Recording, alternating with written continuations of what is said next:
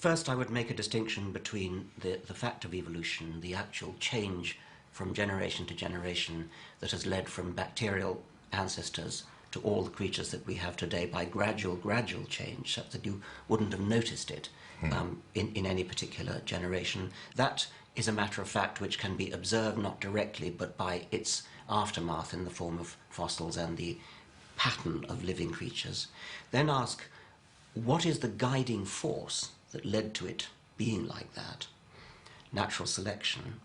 And the most illuminating way I can think of to explain that is that all living things contain digitally coded representations of themselves, digitally coded instructions for building themselves and for making more like themselves.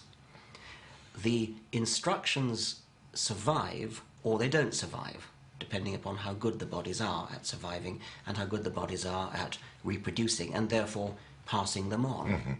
Therefore, the world becomes filled with coded instructions for being successful in building bodies that survive and reproduce those very same coded instructions. Now, the objection that is constantly raised by people who hear this, to me and to you, extremely persuasive argument, they say, aha, but what is the source of these fruitful novelties upon which natural selection exerts its pressures?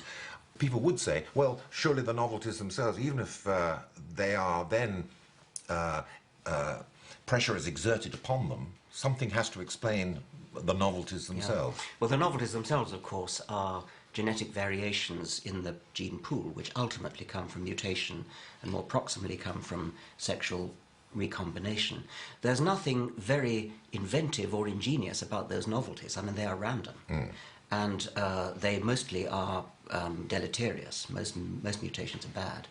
And so you really need to focus on natural selection as the positive side, and it's only natural selection that produces living things which have the illusion of design. The illusion of design does not come from the novelty. It comes from what happens to the novelty as it is filtered through. But the argument was constantly levelled about the imperceptible changes which might, in fact, as they were developed and recurred, would have culminated in something as useful as a feather.